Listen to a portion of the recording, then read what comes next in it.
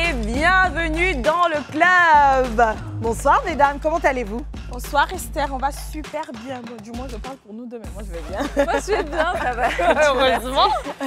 Les filles, pardonnez, je sais que ma question paraît intrusive, mais je suis curieuse de savoir ce que vous avez mangé ce midi, ce matin. Le matin et puis après, ce que vous avez mangé à midi. Quoi, Niki, ce matin? En fait, les matins, moi je bois que du café, genre café noir et tout. Mais ce matin, j'ai mangé avocat, œuf, pain. Voilà. Oui, c'est riche, hein? Oui, une petite recette rapide. Bien, ça. Oui, et du coup, à midi, tu as mangé quoi? Rien du tout, parce que c'est bourratif au fait. Donc, du coup, j'ai rien mangé à midi. C'est vrai que c'est chaud pour manger les midis, surtout qu'on a le rendez-vous à 14 h. Et toi, Antonella, qu'est-ce que tu as mangé? Alors moi, ce matin, je n'ai rien mangé et je n'ai pas l'habitude, sincèrement, de manger les matins. Les midis non plus. C'est très rare, ça dépend si par exemple je suis à la maison, oui, mais comme je viens tous les jours au travail, c'est un peu compliqué. Mais sinon, très souvent, je mange le soir et surtout là en ce moment, dès que je prends 1 kilo de plus, j'essaie de réguler un peu parce que c'est vrai qu'avant, je ne faisais pas attention à mon poids, mais maintenant, je préfère, plus je grandis, plus je prends de l'âge, plus je vois que mon poids commence à changer. Donc, je préfère commencer à prendre, à faire attention. Je te comprends aussi, hein, parce que moi, le fait de manger le matin, je sais pas, mais depuis un certain moment, ça peut faire un truc de 10 ans comme ça. Manger les matins, ça passe pas, en fait. C'est quand j'ai pas mangé la veille, que j'ai super faim le matin, que je mange. Mais là, je mange pas super tôt. Je mange à partir de 9 h, 10 h, comme ça. Je vois. En tout cas, moi aussi, c'est un choix. Si je mange le matin, j'arrive pas à manger à midi. Et si je mange pas, si je mange le midi, donc ça veut dire que je n'aurai pas mangé le matin. Mais ce midi, j'ai mangé riz gras avec poisson frit. Ah non, c'était trop bon. Merci encore, Madame Catherine. Et puis, il y a un truc qui m'arrive qui est bizarre. C'est ma nanny. Ah d'accord, on lui fait un gros coucou. Il y a un truc qui est bizarre qui m'arrive, je sais pas si ça vous arrive aussi. C'est quoi? Quand je mange passé 20 h 30, je ne digère pas. Ah non, moi je peux manger à toutes les heures. Oh, moi encore. Même à 3 h du matin. Donc quand il est 20 h 30 que j'ai pas mangé, tu laisses tomber. Je laisse tomber. Ah non, même 1 h du matin hein, pour moi. Moi aussi. Toi aussi, ça va. Si je vous demandais ce que vous avez mangé à midi et le matin, etc., c'est parce qu'aujourd'hui, nous allons parler de nutrition. On va parler de nutrition, c'est le thème du jour. Quels sont les aliments qu'il est bon de retrouver dans une assiette? Ou même, quels sont ceux qu'il faut éviter? Va nous rejoindre sur ce plateau, il est docteur Kwadio Frédéric Kofi. Maintenant et tout de suite, on va écouter ses précieux conseils ce soir. Bonsoir, docteur. Bonsoir. On est enchanté de vous avoir sur notre plateau. Conseil d'utilité, je ne sais pas quoi, maximale, on en a besoin parce que la nutrition détermine parfois même notre espérance de vie, on a cru entendre. Oui, c'est vrai. Docteur, normalement, on laisse nos invités se présenter sur le plateau. Mais aujourd'hui, je veux me permettre de lire plutôt votre biographie. Est-ce que vous m'accordez cela? Oui, il n'y a pas de souci. Alors, nous sommes tout de suite. Son nom, c'est Dr Kwadio Frédéric Kofi. Il est expert en nutrition et physiologie. Il est titulaire d'un doctorat en nutrition, santé et comportement obtenu à l'université Félix Houphouët-Boigny d'Abidjan, bien sûr, ici en Côte d'Ivoire. Il dispose de compétences avancées en recherche et études de projets, en suivi et traitement de personnes souffrant de pathologies nutritionnelles, ainsi qu'en chaîne des valeurs des produits animaux et halieutiques. Pour terminer, il intervient actuellement à African Marine Expertises, en abrégé AMEXPERT, si je ne me trompe pas, au poste de chercheur consultant au département recherche, études et développement, le DRED. C'est bien dit? C'est ça. C'est surtout épatant. Ouais. Franchement, merci pour cela. Merci de prendre soin de vous-même et puis des autres avec toutes ces recherches. Alors moi, lorsque je lis cette biographie, je pense que c'est également le cas des filles, il y a 2 mots qui ressortent. Nutrition et physiologie. Est-ce que vous pouvez nous aider à définir ces 2 thèmes? D'accord, merci beaucoup et merci pour l'invitation sur le plateau. C'est un plaisir pour moi. Plaisir partagé. Voilà, d'accord. Alors, la nutrition a une définition un peu plus large. Mais d'abord, une définition étymologique. Nutrition est dérivée du latin nutri, qui veut dire nourrir. Voilà. Donc, la nutrition, c'est tout le processus qui va consister à appréhender ou à récupérer quelque chose, une substance, transformer cette substance-là pour nourrir l'organisme. Voilà, donc c'est ça la nutrition de façon étymologique.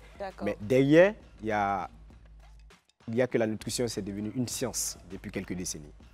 Voilà, parce que depuis un moment, on a établi une relation entre l'alimentation et la santé. Voilà, donc du coup, il y a plusieurs sciences qui gravitent autour de la nutrition, telles que la médecine, la physiologie, la biochimie, la chimie elle-même également. Toutes ces sciences-là qui sont autour. Donc en gros, la nutrition, c'est le processus d'appréhender un aliment, le transformer pour nourrir l'organisme, mais au-delà, c'est aussi une science. Voilà. Pour ce qui concerne la physiologie, là, c'est encore une science empirique qui étudie le mécanisme de fonctionnement de l'organisme, que ce soit l'organisme animal vivant ou l'organisme végétal vivant. D'accord. Ouf. Mais on a compris, heureusement. Alors, c'est bien, on a défini la nutrition, en quoi est-ce qu'il pourrait y avoir un rapport avec la physiologie. Mais finalement, si la nutrition est une science poussée, quelle est la différence nutrition-alimentation? Est-ce qu'on pourrait avoir aussi une définition de ces deux termes? Oui. La nutrition, comme je viens de l'expliquer, c'est une science et puis aussi c'est un mécanisme. Par contre, l'alimentation, c'est un acte. Voilà, c'est l'acte de récupérer une substance et de l'ingérer. Donc, en fait, l'alimentation, c'est la première définition étymologique de nutrition, finalement. Parce que vous disiez que la nutrition, quand on la prend dans son sens vague comme ça, son sens premier, c'est limite l'alimentation. C'est le fait de pouvoir récupérer une substance et la manger. Mieux, c'est-à-dire que c'est un processus. On récupère, on mange et l'organisme va transformer ce qu'on a mangé. D'accord, ça c'est la nutrition. Pour que ça soit utile à l'organisme. Et l'alimentation, ça c'est l'acte, voilà, c'est l'acte de récupérer et de concocter et manger. Voilà. D'accord, donc si l'alimentation est l'acte de récupérer et de manger, combien de fois on doit manger par jour? D'accord, très belle question. Il y a un classique sur le nombre de repas par jour. D'accord. Classiquement, c'est 5 repas par jour. 5 repas par jour? 5 repas, je cite. Il y a le petit déjeuner, il y a la collation, il y a le déjeuner, le goûter et le dîner. Donc voici classiquement les 5 repas qu'on doit avoir. Ça c'était avant les recherches des nutritionnistes, je crois. Parce que ça fait beaucoup, hein? Est-ce que c'est conseillé? Oui, on entend souvent qu'il faut manger 3 fois par jour, 3 fois par jour. Or, c'est 5 fois par jour. C'est 5 fois. Je ne dirais pas que ça me choque, mais c'est étonnant d'entendre ça aujourd'hui. Oui, effectivement, étonnant parce que on n'a pas l'habitude d'entendre ça. Et par moments aussi, on ne sait pas à quoi sert chaque repas. Donc du coup, les 3 repas par jour, ce sont les standards. Ceux qu'on connaît tous. Ceux qu'on connaît tous, le petit déjeuner, le déjeuner, le dîner, ça c'est le standard. Mais du coup, est-ce qu'il y a des heures fixes de repas? Pour moi qui disais tout à l'heure qu'à partir de 20h30, j'arrive plus à manger et tout. On dit le petit déjeuner, il doit se prendre tôt. Est-ce qu'il y a des heures fixes de repas pour ces 5 repas par jour là? Oui, effectivement. Au niveau des repas également, il y a des heures. D'accord. Il y a des heures. Alors, quand on prend le petit déjeuner, généralement, il se situe entre 6h du matin et 8h ou plus tard 9h. Mais c'est trop tôt pour manger, donc moi j'ai du mal. Entre 6h et 8h. Et 8h ou plus tard 9h. Votre petit déjeuner à 9h. Ensuite, la collation va se situer entre 10h30 et 11h30. Et finalement, le déjeuner à quelle heure? Le déjeuner entre 11h30 et 13h. La collation 30 minutes avant. Justement, comme... Supposons qu'il y a un décalage horaire et que moi, je voyage beaucoup. Ce matin, il est 6h en Côte d'Ivoire, mais il n'est pas 6h, par exemple, je ne sais pas, en France ou ailleurs. Comment ça se passe? Alors, sachant que je voyage tous les jours. En ce moment, vous allez calibrer votre heure en fonction de là où vous partez. De là d'où vous partez. Ah, ok, d'accord. Voilà. Okay. C'est-à-dire que si je quitte la Côte d'Ivoire à 6h du matin, j'ai pris mon petit déjeuner à 6h, je regarde l'heure ivoirienne à partir d'une certaine heure. Si c'est l'heure de la collation, je prends ma collation. À vous entendre, c'est comme s'il y a un écart à respecter entre les repas qui est bon pour soi. Oui, bon pour l'organisme parce qu'en nutrition, l'organisme ne fait pas de rattrapage en fait. D'accord. Voilà. Okay. Lorsque il est l'heure du petit déjeuner, il faut le prendre. Celui qu'on va prendre à 11h ou à 10h, ce n'est plus pour rattraper le petit déjeuner, mais c'est autre chose. Ah, c'est comme si on prenait la collation ou bien le déjeuner. Voilà. Ah. Mais après, quand c'est comme ça, vu qu'il y a des heures fixes pour les repas, à quelle heure le soir on ne doit plus manger? Voilà, donc j'étais en train de citer les heures, les différents repas et les heures. Donc la collation entre 10h et 11h30, le déjeuner 11h30 au plus grand tard 13h. Le goûter, c'est entre 16h et 17h. Et le repas du soir, c'est entre 18h et 20h. Excusez-moi, mais la collation, c'est quoi exactement? Très bien. La collation, donc, c'est un petit repas qui n'est pas trop consistant et qui va nous éveiller un peu. Comme quoi? Comme quel repas? Comme un fruit. Comme ce que Niki a mangé ce matin, peut-être des avocats. L'avocat. Un fruit, une pomme. Non, l'avocat, c'est lourd. Hein? Est-ce que l'avocat rentre dans la collation? Hein? Ça peut rentrer de la collation, mais on va agir cette fois-ci sur la quantité. Parce que c'est lourd à la fois léger. En gros, c'est un peu ça. Ça dépend de dense, comment en tu fait. consommes ça. Ok. Voilà. Ok. Ça t'a fait des nutritions, elle est compliquée aussi. Donc, ça veut dire que mon C'est organisme pour cela que je parlais de m'impose science, en fait. de ne plus manger à 20h parce que lui, il a passé 20h là. Voilà. Toi, tu respectes déjà. Derrière, il y a le fait aussi que ce qu'on mange dépend aussi de notre activité. Voilà, de notre activité. En nutrition, on dit que ce qu'on conseille à un individu dépend de son état physiologique. C'est-à-dire, est-ce un enfant, est-ce un adulte, est-ce un vieillard, est-ce une femme allaitante, est-ce une femme enceinte? Tous ces facteurs-là, il faut les prendre en compte avant de donner des conseils de nutrition à quelqu'un. D'ailleurs, donc le fait de faire manger les enfants 5 fois par jour, c'est très important pour eux. Très important. D'accord, parce que c'est la base, c'est là qu'ils récupèrent tout pour assurer leur croissance. Le fait, c'est qu'ils sont en pleine croissance, les enfants. Donc, du coup, il faut apporter le maximum d'éléments nécessaires pour leur croissance. Alors, il paraît que le repas le plus important de la journée, c'est le petit déjeuner. Est-ce que c'est vrai, déjà? Dans un sens, oui. C'est vrai parce que le petit déjeuner, c'est le premier repas de la journée. D'accord. En ce sens que la veille, nous avons mangé et pendant la nuit, l'organisme s'est chargé de réguler tout ce qu'il y a lieu de faire. Et donc, nous débutons la journée. Comme je le disais tantôt, ce qu'on mange dépend de notre activité. Donc, du coup, le petit déjeuner va être fonction de l'activité de l'individu. Si, par exemple, c'est quelqu'un qui est très actif dans la journée, qui doit bouger, qui doit soulever des charges lourdes, il faut lui apporter une alimentation très énergétique pour que la personne puisse vraiment faire le travail pour tenir jusqu'à la collation. D'accord. Voilà. Donc, le petit déjeuner, il est très important. Contrairement à quelqu'un qui est un peu plus sédentaire, qui va s'asseoir et tout ça, si vous apportez une alimentation trop énergétique, la personne va se sentir lourde. Fatiguée, un peu de sommeil, et sera obligée de prendre du café à tout moment. Mais finalement, de quoi est composé le petit déjeuner? C'est-à-dire, si on veut prendre un petit déjeuner normal, c'est lequel le meilleur petit déjeuner de la journée? Donc, par rapport à tout ce que je viens de dire, je ne peux pas décrire de petit déjeuner meilleur parce que tout va dépendre de l'individu et de son activité. Mais exemple, par exemple, pour nous qui sommes à la télé, voilà, nous, on mange GABA le matin. Non, mais attends, faut qu'ils sachent ce qu'on fait. Tu veux tuer GABA, c'est pour les charges lourdes.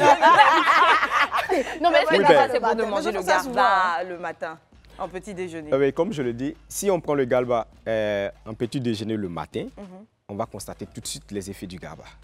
Ça va nous rendre lourds.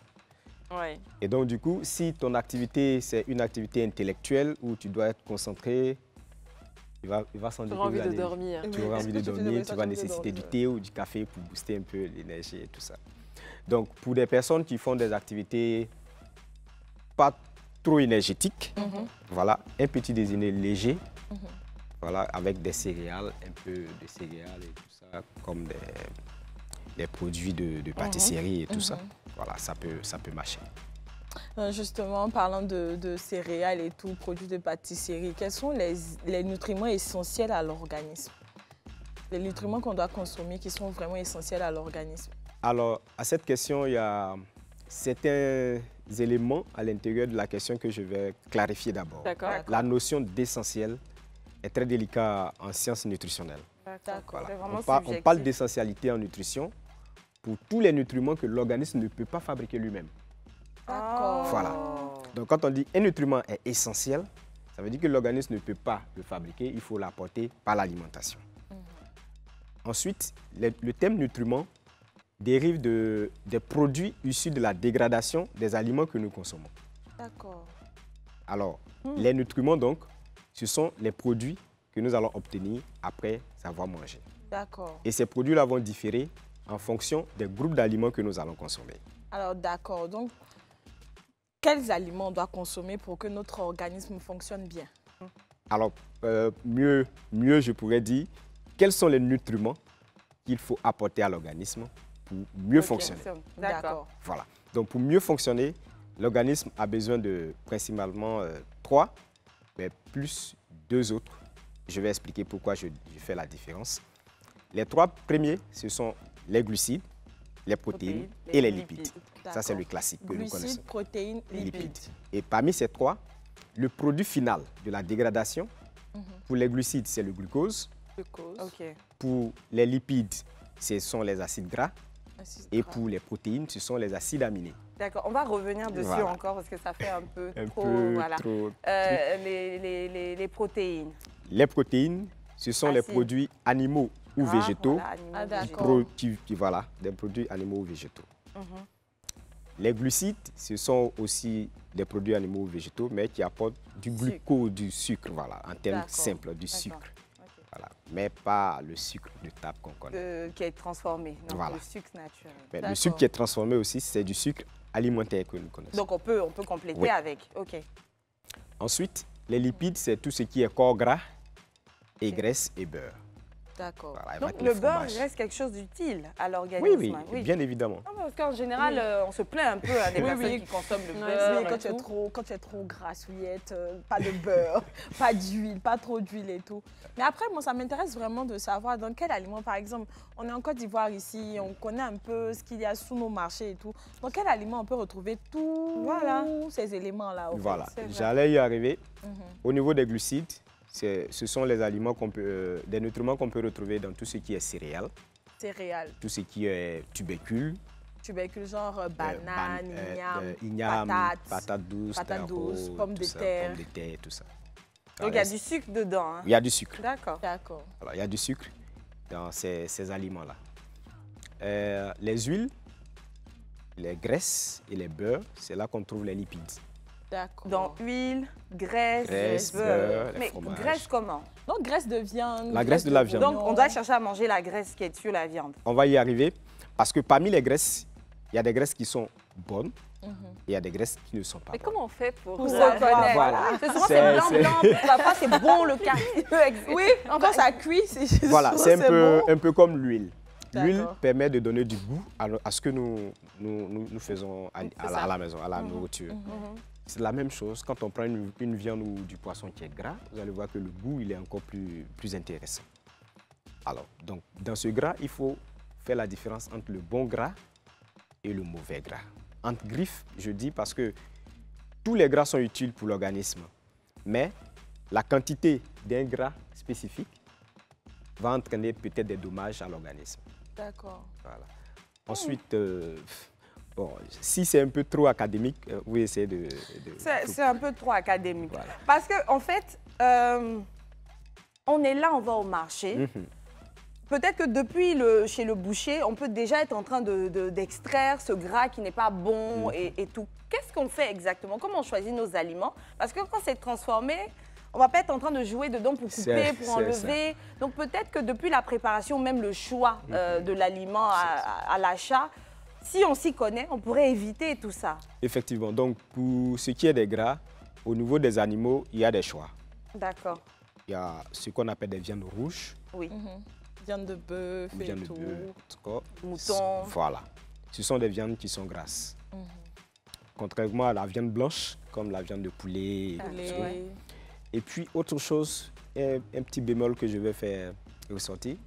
Le porc, par exemple, c'est un animal qui est gras, mais sa chair, c'est une viande blanche. Oui. Ah oui? Oui, oui, si. Je savais pas ça. Bon, attends, et quand vous regardez... C'est une viande blanche, tout ça. Mais est-ce que le porc est bon? Puisqu'on dit qu'il faut du gras. Le porc est bon. Justement, c'est ce que je voulais expliquer. Quand vous prenez la structure d'un morceau de porc avec la peau et tout ça, vous allez voir qu'il y a plusieurs couches. Oui. Il y a la peau, il y a la couche de la graisse avant de venir à la chair. Mais tout est doux, hein, normalement. Oui. Tout est très doux. Et tout est utile d'ailleurs. Oh, c'est ça. Et tout est utile d'ailleurs. Tout est utile? Oui. Parce que mais pourquoi on a l'habitude d'entendre le contraire concernant le porc? Le contraire... que c'est un mauvais gras. Un mauvais gras parce que on a l'habitude de consommer avec la graisse à l'intérieur. Mais je parle de la chair qui est une viande blanche. Ah d'accord. Okay. Mais en même temps, docteur, vous avez dit que chaque couche est utile, donc la peau également, oui, la peau, ça. Quand je parle d'utilité en ce sens que Vous voyez, la graisse de porc, par exemple, est utilisée pour la fabrication des gélules. Oui. C'est cette utilité. La fabrication des glosses. D'accord. Donc, c'est retravaillé. C'est retravaillé. Donc, en fait, dans le porc, il ne faudrait manger que la chair. La chair. D'accord. Et comme le gras hausse le goût des aliments, donc par moment, quand on cuisine, qu'il y a le gras dedans, on consomme, c'est doux. On se plaît avec. D'ailleurs, j'ai l'impression que lipides et protéines sont liés parce qu'on n'a pas encore atteint le sujet des protéines. On les retrouve dans quel aliment? OK. Les protéines, on les retrouve dans les viandes, préférentiellement, et puis aussi les poissons. Mais aussi, on les retrouve également dans les végétaux. Quels végétaux? Par exemple, les légumineuses. Les légumineuses, pas les légumes, les légumineuses, telles que le haricot, le pois chiche, haricot, pois chiche, le soja. Voilà. Tu sais, en fait, les personnes végétariennes, je me demandais comment elles récupèrent certaines choses. En fait, si elles mangent du soja, c'est tout comme manger certaines viandes. Ouais, je vois, d'accord. Mais après, quand on n'aime pas le soja, qu'on n'aime pas le pois chiche, on veut bien s'alimenter, on fait comment? C'est ça, c'est la viande que tu manges. Oui, tu remplaces. En fait, il faut savoir chaque aliment comporte quoi et puis en quoi est-ce que tu peux permuter. Mais assure-toi juste de ne pas être végétarienne, quoi, c'est tout. Voilà. Regarde-nous maintenant, parce que le thème qu'elle emploie aussi, souvent il y a certaines confusions. Il y a deux thèmes. Il y a végétarien et végétalien. C'est deux thèmes différents. Si, ça je l'ai appris. Voilà. On va revenir dessus tout à l'heure. On part pour la pub et puis à tout de suite. C'est pour parler de nutrition que nous sommes réunis aujourd'hui dans le club. Nous sommes avec Dr Kouadio Frédéric Kofi. Il nous donnait des précieux conseils. Franchement, on est tout oui parce qu'il y a beaucoup de choses qui prêtaient à confusion jusque-là. Oui. Il y a des thèmes qui se ressemblent mais qui ne rentrent pas dans la même chose. Fonction. Avant tout, je vais vous demander, on va rentrer dans un cas pratique. On considère que moi, Esther, ou moi, Niki, moi, Antonella, je veux manger équilibré. Je vous ai écouté, il n'y a pas de souci. Je sais que les viandes sont bonnes, le poisson est bon, pois chiche, c'est pas mal. Même la viande, elle a son utilité. Je veux dire, même l'huile, du moins, a son utilité. Tout ça, c'est très bien. Mais de quoi est-ce que je dois composer mon assiette, ou du moins mes assiettes au quotidien, pour être sûre de récupérer tous les aliments là? Du coup, pour ne pas être en train de faire de reproduire les mêmes choses, au petit déjeuner, quand j'ai fini de prendre temps là, c'est quoi qui fait qu'après ça, ce n'est pas utile de remanger ceci, mais au déjeuner, je dois plutôt m'attaquer à ça, et surtout au dîner, manger quoi qui va me permettre de digérer sainement et puis dormir tranquillement. D'accord. Pour répondre à cette question-là, on va aller un peu plus en détail. D'accord. D'abord, il faut avoir la notion de besoin. Le besoin de l'organisme et les besoins selon les nutriments que je viens de citer. Par exemple, les besoins en glucides s'évaluent entre 50 à 55% pour la ration journalière. Les besoins en glucides, c'est ce que je viens de dire, et en lipides s'évaluent entre 30 et 40% du repas. Et les besoins en protéines s'évaluent entre 11 et 15%. D'accord, j'espère que vous allez rentrer dans les détails. Du coup, pour avoir une alimentation équilibrée, il faille que je puisse respecter cette proportion-là. Et comme c'est de l'alimentation, on peut dire c'est un peu de la chimie, on mélange et puis on consomme. C'est difficile de pouvoir mesurer 30%, 15%. Moi, même quand elle te sert, voilà. Mesure que ça fait 30%. Déjà, même quand les chiffres sont devant toi, tu n'arrives pas à mesurer. À moins que la personne soit dans un cas vraiment critique, il faut suivre. Là, on est obligé de faire des mesures. Voilà. Mais du coup, pour pouvoir nous, arriver, il faut faire ce qu'on appelle la variété. Il faut varier les aliments. D'accord. C'est qui les personnes critiques quand vous dites quand je parle de personnes critiques, par exemple, des personnes qui souffrent de pathologies liées à la nutrition. Donc, par exemple, quelqu'un qui a l'hypertension ou le diabète. L'hypertension, le diabète, l'insuffisance rénale et tout ça. Et tout, réduire certaines choses. D'accord, ok. Voilà. Donc, il faut varier les aliments pour pouvoir avoir tout pour la journée.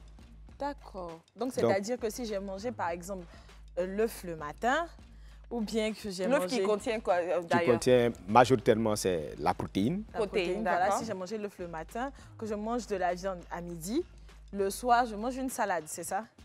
Et le sucre, là. Non, je peux goûter. Et c'est bien expliquer cette affaire-là. Oui, si vous buvez un jus, ça dépend du type de jus. Si vous buvez un jus d'orange, vous avez quelques glucides dedans et tout ça. Ensuite, le petit déjeuner, l'œuf que vous avez mangé, est-ce que c'est l'œuf simplement ou bien il a été accompagné de pain? De pain, donc vous avez mangé des glucides. D'accord, ok. Et dans le pain, est-ce qu'il y avait un peu d'huile? Si oui, c'est que vous avez mangé des lipides aussi. Il y a une dans l'œuf là.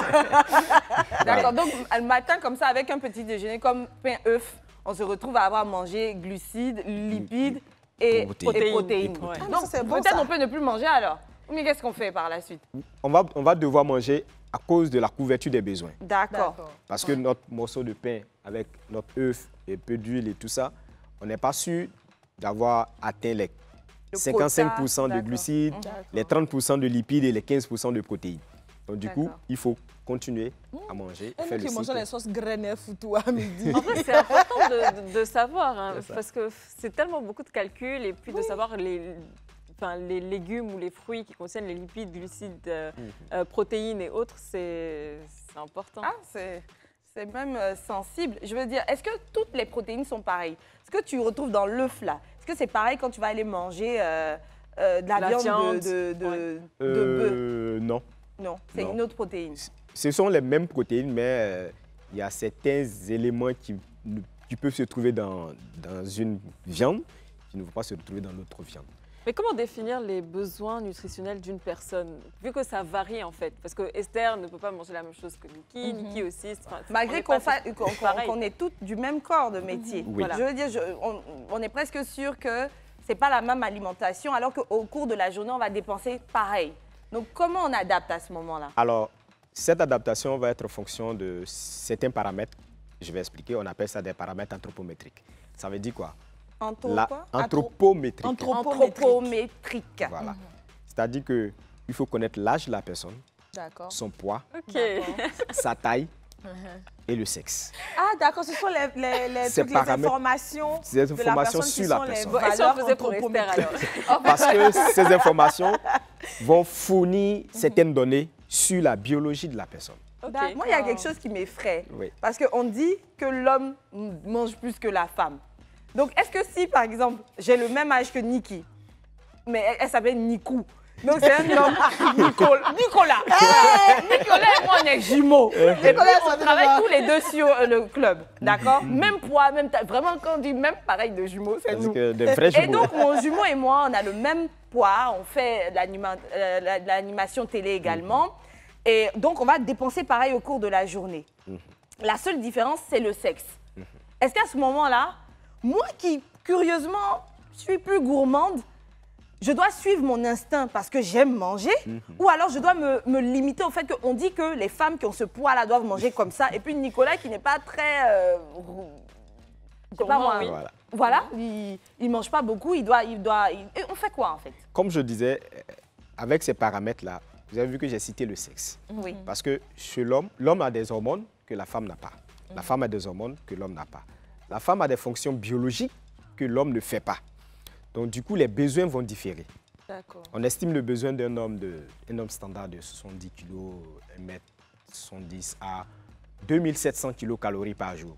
En fait, c'est l'unité nutritionnelle pour évaluer l'énergie qu'on apporte à l'organisme pour pouvoir fonctionner. Parce que notre corps, c'est comme une machine biologique. Voilà, il faut lui apporter de l'énergie pour qu'il puisse fonctionner. Naturellement. Voilà. Par contre, la femme, ses besoins vont être estimés jusqu'à 2500 kcal. Donc, vous voyez qu'il y a 200 kcal de plus pour l'homme. Après, quand je me lançais dans les régimes, et tout, j'avais vu une méthode qui permettait de calculer les kilocalories qu'on consomme par jour. Est-ce que ça c'est bon de le faire? Oui, c'est... Pour moi, ça n'a vraiment pas marché. Les kilocalories, là, c'est quoi en fait? Les kilocalories, c'est l'énergie. Le terme kilocalorie, c'est l'unité. D'accord, de quoi? L'unité de l'énergie qu'on apporte à l'organisme. Mais si moi je suis gourmande, comment je fais? Si on me dit c'est 2500 kilocalories, alors qu'après avoir mangé 2500 kilocalories, j'ai faim, je fais quoi? Donc, si vous avez la sensation de faim, c'est que vos besoins ne sont pas couverts. Ah, ok. Ouais. Donc, ce n'est pas toujours vérifié les kilocalories. Ça peut être de la gourmandise peut-être? Ah, c'est ça. Ouais. Comment savoir si c'est de la gourmandise ou... Il y a d'autres phénomènes aussi qui rentrent en ligne de compte en termes de nutrition, c'est le cerveau. Le cerveau? Le cerveau. Dans quel sens? Alors, ce que nous mangeons, on le regarde d'abord avant de manger. Ou on le pense avant de manger. Ou on l'imagine avant de manger. Ou on le rêve. Donc du coup, il y a certaines études qui ont montré que d'ailleurs, si nous, tout de suite, nous commençons à penser à un plat que nous avons aimé ou que nous aimerons manger, l'organisme déjà va commencer à sécréter la substance qui digère l'élément. Par exemple, si je suis en train de penser à du pain, qui est du glucide et tout ça, l'organisme va commencer à sécréter des enzymes qui sont utilisées pour digérer les glucides. Bravo à Dieu. Donc, du coup, cette sensation de faim, par moments, c'est imagé. On a tellement pensé manger un bon garba matin et puis tout de suite, on arrive, on nous appelle à l'émission. Donc, du coup, dès qu'on est assis, on commence à avoir faim en même temps parce qu'on a raté ce qu'on avait voulu manger. Donc, c'est illusionnaire. Waouh. Parce que, franchement, quand on dit faire attention à sa santé, en s'évitant le stress, en ayant des idées positives, là, c'est pas faux. Parce qu'en fait, demain, quand le spécialiste nous disait que le cancer peut être produit à la suite de plusieurs situations de stress enchaînées, on ne va pas comprendre. Mais si, rien qu'en pensant à un repas, ton organisme commence à sécréter tout ce qu'il faut pouvoir le digérer, alors que le repas n'est même pas encore acheté, et peut-être même tu n'as même pas la bouche. C'est fort, ça. C'est dosé. On peut créer des dommages au niveau de l'organisme. Et puis pensons positif, genre pensez à genre, caviar, des trucs comme ça. D'ailleurs, il y a une étude chez des ingénieurs qui sont en train de mettre en place un système de loupe où tu portes et puis tu regardes, tu vois les aliments que tu aimes et du coup, ça va créer la satiété. Tu n'auras plus faim. Vous vous souvenez quand je parlais aussi du fait que des chercheurs sont en train de chercher le moyen de pouvoir ne plus ingurgiter des médicaments. C'est ça. Non, c'est vrai. Non, c'est dans ça peut marcher. Genre non. C'est-à-dire les molécules qui vont aider à guérir cette maladie-là. On va faire en sorte que le cerveau puisse penser à ces molécules-là. OZ. C'est quoi OZ, c'est quoi? Je sais Oxygène. Non, tu penses à ça, et puis ça rentre, mais ton palu fini. Ça va se passer. C'est incroyable. C'est dingue. Mais aujourd'hui, on pense que c'est quelque chose d'illusoire, de fou. Mais tu t'imagines en 3000, l'an 3010, quand nos enfants seront en train de dire « Ah, j'ai mal au dos. » Alors, H2O plus 365, c'est 2. Et tu n'oublies pas. H plus, et puis guérir en même temps. C'est dingue, c'est dingue. Alors, dans votre biographie, on a retenu le thème personne, attendez, je regarde rapidement, personne souffrant de pathologie nutritionnelle. Voilà, qu'est-ce que ça signifie et comment détecter quand on souffre, nous, de pathologie nutritionnelle? Merci. Alors, on parle de pathologie nutritionnelle parce que toutes les maladies que nous faisons ne sont pas toutes liées à des bactéries ou à des microbes. Voilà. Il y a certaines maladies qui sont des dysfonctionnements de l'organisme. Propre à l'organisme. Par exemple, quand quelqu'un souffre de diabète, c'est un dysfonctionnement d'un organe qu'on appelle le pancréas. Et ce pancréas est un régulateur de nutrition. Son rôle, c'est de faire baisser ou faire augmenter le taux de sucre en fonction du besoin. En biologie, on parle d'homéostasie. Donc, il fait tout pour que ça soit toujours équilibré. Donc, un tel individu qui est malade, on ne va pas dire que cet individu souffre d'une maladie transmissible ou bien due à un virus, à une bactérie et tout ça. Donc, ce sont des maladies nutritionnelles.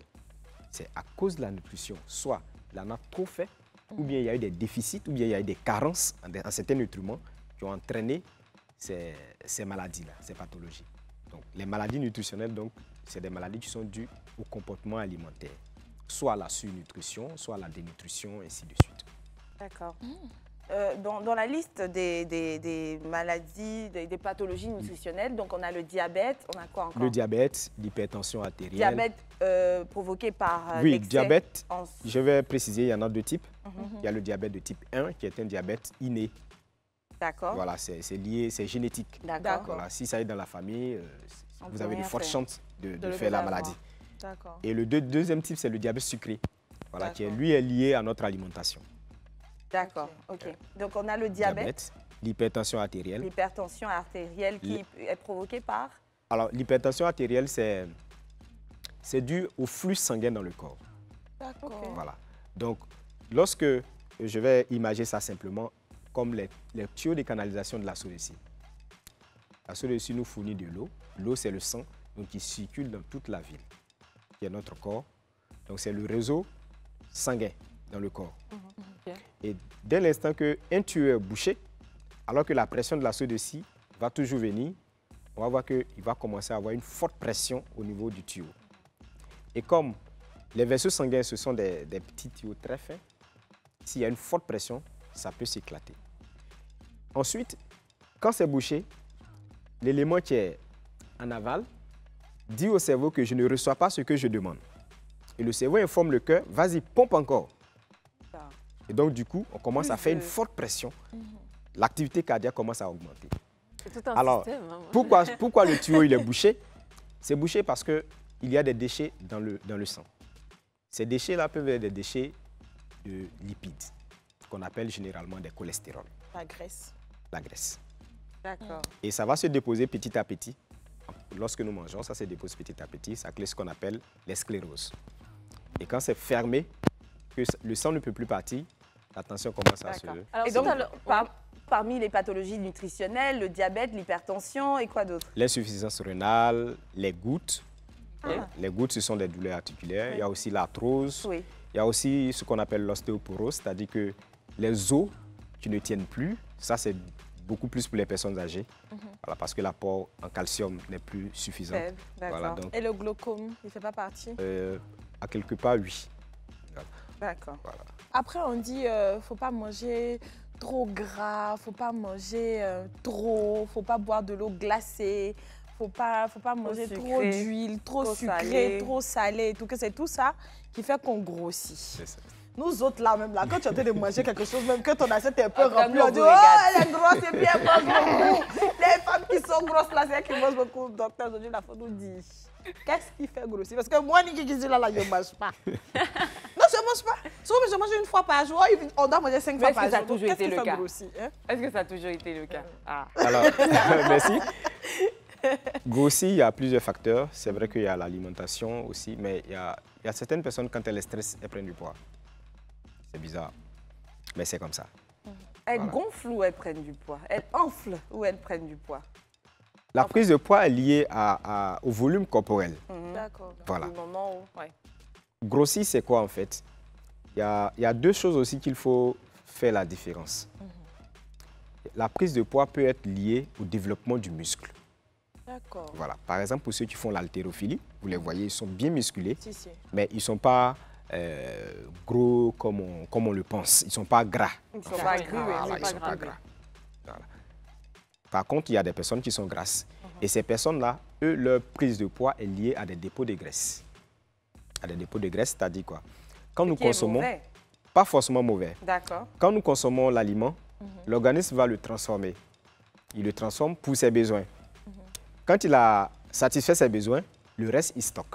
D'accord. Voilà. Du coup, est-ce que c'est à tort que certaines personnes puissent se permettre de regarder Niki et puis lui dire « tu dois maigrir », sachant que ce n'est pas toujours que ce gras, selon ce que vous nous dites, est mauvais? Est-ce qu'elle doit se référer seulement à son IMC ou alors elle écoute les conseils? Je suis en surpoids, donc enfin, comment ça se passe? Est-ce qu'elle doit maigrir? Alors, oui ou non? dire à quelqu'un qu'il faut maigrir, la mesure que nous faisons, c'est avec l'IMC. D'accord. Parce qu'il ne faut pas grossir ou il ne faut pas maigrir parce qu'on te dit qu'il faut maigrir ou bien il faut grossir. Okay. Voilà. Il faut calculer son indice de masse corporelle. Ça se calcule comment? Alors, vous prenez votre poids, vous le divisez par votre taille au carré. Ça veut dire, si l'individu fait 50 kg, on prend 50 kg en kilogrammes. Et s'il fait 1,50 m, on fait 1,5 en mètre, donc 1,5 au carré. D'accord. Le résultat de 1,5 au carré, on divise le poids par ce résultat. Quand on a le résultat, il y a des fourchettes. D'accord. Okay. Voilà. Quand on a les résultats, il y a des fourchettes. Quand tu es en dessous de 24, tu es entre 24,5 et 18, c'est la fourchette normale. 24,5, c'est quoi? 24,5, le résultat que tu vas trouver, Oui. 24,5 à 18,5, c'est le résultat normal. Maintenant, quand tu es en dessous de 18, on parle de masse maigre. D'accord. Et quand c'est comme ça, tu es exposé à des risques de maladie. Et quand tu es à plus de 24? Quand tu as plus de 24, là-bas, il y a deux autres fourchettes. Il y a la fourchette du surpoids et il y a la fourchette de l'obésité. Voilà. Le surpoids va aller jusqu'à 30 et à partir de 30, on fait l'obésité. Nous, on va vous conseiller d'aller calculer votre IMC. On part pour la pub. Faites-le pendant la pub et puis on revient tout de suite. C'est bon, je suis dans les règles. Aujourd'hui, on part dans le club de nutrition et notre invité, Dr Kouadio Frédéric Kofi, nous apprenait à calculer notre IMC. C'est la seule chose qu'il faudrait regarder pour savoir si nous sommes dans les normes. Si nous devons chercher à maigrir ou à grossir, si nous devons perdre du gras ou alors si tout va bien. En tout cas, pour moi, ça va. Pour moi, ça va. C'est pour ça que je dis aux gens, arrêtez d'insulter les gens. Parce que on n'a pas dit le résultat. Faut montrer. Moi, je l'ai fait la dernière fois. Par contre, c'était pas un calcul que j'avais fait. C'était avant de commencer mon sport. Et c'était une machine, en fait. Donc, je l'ai fait sur la machine et tout était bon. Ouais. Sérieux? Oui. Une machine peut calculer. Oui, aujourd'hui, il y a J'avais moins de gras j'avais moins de mauvais gras que de bons gras. Donc, même la pression artérielle et tout. Aujourd'hui, il y a des machines qui existent. C'est ça le travail de l'ingénieur. Il y a des balances aujourd'hui, quand tu montes sur la balance, elle te donne toutes ces informations. C'est ça, c'était une grande fiche comme ça, il y avait plein d'informations. Où On ne fait pas de publicité. Alors, moi, je voulais savoir, c'est quoi avoir un métabolisme rapide ou avoir un métabolisme lent? Le métabolisme, on va le définir donc pour pouvoir comprendre la réponse à la question. Le métabolisme, c'est le processus biologique que l'organisme met en place pour travailler. Donc, si c'est pour dégrader un aliment, le processus qu'il va utiliser pour dégrader, c'est ça le métabolisme. D'accord. Voilà. Donc, il y a chez certains individus, ce métabolisme-là, il est rapide. C'est-à-dire que tu as mangé quelques 15 minutes après, tu as fini de faire ta digestion, c'est rapide. Ensuite, dans le métabolisme, il y a plusieurs processus. Quand l'aliment est digéré, il va passer à l'absorption. C'est-à-dire qu'il faut qu'il arrive à passer dans le sang et tout ça. Maintenant, quand l'aliment est digéré aussi, il y a ce qu'on appelle l'assimilation. On peut apporter un nutriment que l'organisme ne peut pas assimiler. Donc, du coup, tu l'as consommé inutilement. Donc, il y a des personnes, chez elles, ce processus, il est rapide. Donc, pour ces personnes-là, elles peuvent facilement prendre du poids. D'accord. Elle peut facilement prendre du poids parce que c'est rapide, elle digère vite et puis le processus est enclenché. Je crois que je me comprends mieux alors, parce que je trouve que je maigris et grossis sans comprendre ce qui se passe. Mais en même temps, si j'arrive à manger à 1h du matin et que je digère sans problème, ceci explique cela. Après, je ne comprends pas pour moi, parce que moi, je n'arrive pas à digérer, mais je grossis facilement, mais je ne maigris pas facilement. Ouais, moi, par exemple, j'ai cru comprendre en fait que quand tu avais un métabolisme rapide, c'est la raison, en gros, pour laquelle, en fait, tu ne prends pas de poids. C'est-à-dire, moi, quand je mange beaucoup, je mange énormément, on me dit, mais si tu ne prends pas de poids, c'est parce que ton métabolisme, il est rapide. Est-ce que ça a un sens? Dans un cas, oui, parce que s'il est rapide que vous avez utilisé et que vous n'avez plus, comme on appelle ça, en réserve, ça va. Mais vous l'avez utilisé et vous mangez encore. Okay. Quand c'est rapide que tu ne contrôles pas, d'accord. Voilà, ça va te faire prendre du poids. Ok. Je vois. Oui.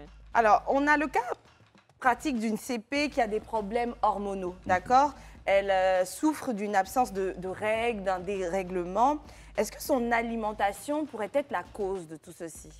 Dans un sens, oui. Pourquoi? Parce que les règles, ce sont des processus biologiques dus à des hormones. Donc, du coup, si les hormones sont perturbées, ça peut agir sur ces cycles. Voilà. Et ces hormones peuvent être perturbées parce que les hormones, là, ce sont des substances qui sont sécrétées dans le sang et puis ça va véhiculer le message et tout ça. Oui. Donc, s'il y a des aliments qui viennent en encontre du processus de sécrétion de cette hormone-là, il va sans dire que ça peut agir sur le cycle de la personne. D'accord. Et sur les douleurs et tout, est-ce qu'il y a petite possibilité que ce soit dû à l'alimentation? Par exemple, paraît-il que lorsque tu es en pleine période de menstru et que tu consommes du sucre, le flux sanguin devient très abondant. Classiquement, on n'a pas d'études scientifiques qui le prouvent d'ailleurs, parce qu'avant d'affirmer quelque chose, il faut d'abord que scientifiquement ça. Il y a des choses qu'on fait à la maison, ça marche, mais si ça marche sur un individu, cela ne veut pas forcément dire que ça va marcher sur l'individu B. Oui. Donc du coup, il faut faire des études avec une grande population pour pouvoir confirmer certains résultats. D'accord. D'accord. Alors, docteur, on entend beaucoup de choses concernant l'alimentation. C'est ça. On va vous donner quelques idées reçues et vous nous direz ce que vous en pensez, tout simplement. La première idée reçue, il faut manger gras pour passer l'effet de l'alcool. C'est pas, faut boire beaucoup d'eau. Non, il faut manger beaucoup épicé. Ah ouais? Donc, en gros, il prend un bon plat gras et épicé, et puis voilà, ça va faire passer l'effet de l'alcool. Est-ce que c'est vrai? Finalement passer l'effet de l'alcool, bon, d'accord. Moi, je réponds toujours avec des analyses biologiques et bien scientifiques. Alors, quand on consomme l'alcool, il y a des doses quand tu atteins. L'effet que ça nous donne, ce sont des effets liés au cerveau. D'accord. Voilà, c'est lié au cerveau. Donc, est-ce que manger épicé ou manger sucré ou manger des lipides, est-ce qu'il y a des éléments qui vont aller agir sur le cerveau? Pour le moment, je n'ai pas d'études qui clarifient ça. Ouais. On dira oui ou non à cette idée reçue. Jusqu'à ce qu'on ait les résultats. Du foutou. Normalement, vous avez dit qu'on peut manger de la banane et tout. Le foutou étant une toute petite transformation de cette même banane innocente. Pourquoi dit-on qu'il ne faut pas manger le foutou après 22 heures? Idée reçue. Justement. Pour cette idée reçue, elle est valable à cause de la digestion de ce foutou ou de ce dérivé de banane. Voilà. Mélanger un manioc, n'oublie ouais, pas. En plus, mélanger un manioc. C'est à cause de... Est-ce qu'on peut manger le fruit, la banane, à 22 heures? Oui. Et puis, dès qu'on mélange cette même banane avec manioc, ça marche. Je vais expliquer rapidement. Le manioc contient des glucides et ces glucides qui sont à l'intérieur sont très lourds. D'accord. Et très lourds, donc difficiles à découper. C'est le processus de découpage qui est la digestion en fait chez l'organisme. Donc est-ce qu'on peut manger foufou? C'est tout comme la tchéké, quoi. Voilà, même chose comme la tchéké. Maintenant, l'autre chose, j'ai parlé de l'activité que la personne fait. Si la personne après 22 heures va aller travailler, il n'y a pas de souci. Il peut manger ce qu'il veut. D'accord. C'est pour aller dormir. Mais là, si c'est pour aller dormir, parce que quand on va dormir, l'organisme a deux types de fonctions. Il y a des fonctions automatiques. Tu n'as pas besoin de les contrôler, elles vont réagir. Mais il y a des fonctions, quand on va dormir, elles vont s'arrêter. D'accord. Ne pas boire le lait après avoir mangé la noix de cajou. Bon, personnellement, je n'ai pas de réponse à ça. Seulement que j'ai fait personnellement une expérience. C'est que j'ai mis du lait, j'ai pressé le jus de la pomme de cajou, j'ai mis dans un bocal, j'ai ajouté du lait, j'ai fermé. C'est quoi? 2 jours après, quand j'ai ouvert, l'odeur était très forte.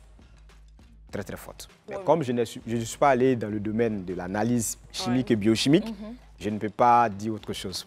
Ça reste pour manger les œufs durs, mais si tu les fermes dans une boîte, 2 jours après, ça va sortir.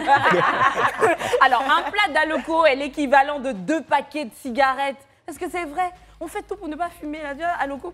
Non. Ah, bon, comme vous le dites, ce sont des idées reçues, mais il faut savoir l'Aloco c'est quoi et puis la cigarette c'est quoi. La cigarette c'est de la nicotine qui est à l'intérieur de la substance.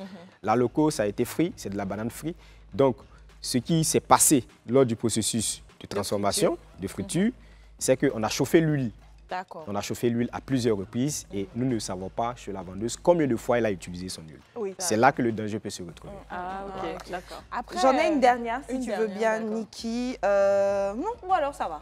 D'accord. On va le faire direct. Après, qu'est-ce que vous pensez des régimes, t'éminceur, jeûne intermittent? Parce que maintenant, là, on nous poursuit. Moi-même, j'ai toujours des messages en DM. Mais qu'il faut faire régime. J'ai tel, on doit te donner... Qu'est-ce que vous en pensez, cas par cas? Alors, ce que je peux répondre d'abord, le thème, je préfère plutôt le thème réforme alimentaire. Réforme alimentaire. Parce que tout de suite, quand tu dis régime, le gars dit, OK, c'est qu'il doit maigrir. Non, une réforme alimentaire, ça peut te faire prendre du poids, ça peut te faire maintenir le poids, ça peut régler un souci. Mais là, dans ce cas, c'est pour maigrir. Pour maigrir, le thé peut faire maigrir, mais il y a d'autres éléments aussi qui doivent accompagner. Ce que je vais ajouter également, c'est que l'activité physique est très importante dans le comportement alimentaire. D'accord. Voilà. Mais les boissons énergétiques? Oui, les boissons. On va partout. Non, prenez ça, ça va vous donner de l'énergie, ça va vous booster et tout. Oui, si c'est de l'énergie, la boisson va apporter l'énergie, mais quel type d'énergie que la boisson apporte? Voilà. On peut prendre tout de suite une boisson énergisante pour avoir de l'énergie pour continuer l'activité que nous sommes en train de faire. Voilà, mais après, si on en fait trop, ça va nous faire grossir. Est-ce qu'il y a des aliments qu'on doit prendre pour booster le corps qui peut-être pourra avoir besoin d'éliminer certaines actions des rayons du soleil, non? Si l'élément fondamental pour protéger la peau, c'est la vitamine D. Oui. Voilà, c'est la vitamine D. Et cette vitamine D, pour nous qui avons les teints foncés, on en a suffisamment. D'accord. Juste un peu de soleil, ça va synthétiser et puis il n'y a pas de problème. Par contre, les personnes qui ont le teint clair, elles sont beaucoup plus exposées et carencées. Donc, c'est elles qui vont consommer ces apports en vitamine D supplémentaires pour pouvoir synthétiser et protéger la peau contre les rayons. Je vois là qui sourit là. Est-ce que vous pouvez dire ça? Hier, je parlais avec un ami. Il dit que lui, il mange l'ail. Il aime l'ail, il mange. Et moi, je lui disais comme ça que moi, je pense que c'est pas trop bon pour sa femme. Parce que j'ai l'impression que ça souffle. Au-delà même de l'haleine directe ici, là, j'ai l'impression que ce qu'on mange pourrait avoir un impact sur notre odeur corporelle. Est-ce que c'est vrai? Oui, c'est vrai. À 3 niveaux. Écoutez. Dans un premier temps, les odeurs sont produites à partir de la dégradation de ce que les bactéries qui sont dans notre corps produisent. Voilà, donc ce que nous apportons à l'organisme, les bactéries vont produire et ça va dégager de l'odeur. Donc du coup, ce que nous apportons à l'organisme, c'est ce que les bactéries vont transformer. Ensuite, il y a les produits épicés. Voilà. Ici, comme nous venons de le dire tout à l'heure, nous sommes dans des pays chauds. Quand on mange un peu beaucoup plus épicé, tout de suite, on a la sensation de chaleur. Et cette sensation de chaleur va produire la sueur. Et c'est cette sueur qui va dégager les molécules. Donc du coup, dans un premier temps, à l'intérieur, les bactéries sont en train de faire leur travail. Et ensuite, on vient mettre de l'épice. Donc du coup, ça sort. Une sueur qui ne sent pas bon. Et ça pue. Voilà. Et la dernière chose, c'est que le produit même que nous consommment, s'il n'est pas d'une bonne odeur, et donc ça va ressortir par le processus. Oula, pour les amateurs de fromage, comment... Alors, on tire à la fin de cette émission, docteur. Un plaisir de vous avoir eu sur ce plateau. Partagé, en tout cas. On va vous laisser un mot de fin directement aux téléspectateurs. Qu'est-ce qu'il faudrait faire pour faire attention à notre nutrition, prendre soin de nous? Vraiment, merci pour l'émission et l'occasion que vous donnez à tout le monde, tous ceux qui nous regardent, pour avoir des informations vraiment essentielles sur la nutrition. C'est vraiment l'âge, on ne peut pas tout dire, mais l'essentiel, c'est qu'il faut avoir une alimentation équilibrée, ça c'est en variant tout ce que nous mangeons. Il faut faire l'effort pour respecter les heures de travail, de repas. Ensuite, il faut faire de l'activité. Voilà, ça c'est très très important, de l'activité physique. J'insiste, l'activité physique, ce n'est pas forcément aller faire du sport, courir. Okay?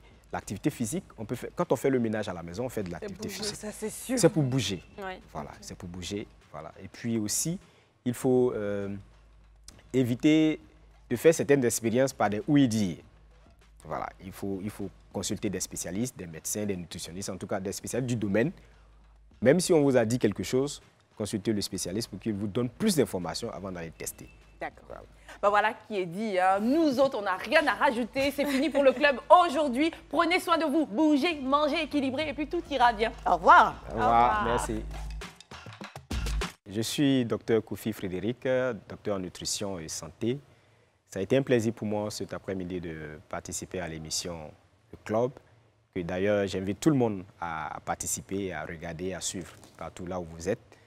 En tout cas, cette émission d'aujourd'hui a été vraiment instructive pour chacun de nous. Voilà, nous avons parlé de nutrition, des bienfaits de la nutrition, des idées reçues de la nutrition. Nous avons également évoqué certaines pathologies liées à la nutrition. En tout cas, c'était vraiment très, très intéressant. Et je vous invite vraiment à suivre cette émission pour les prochaines fois.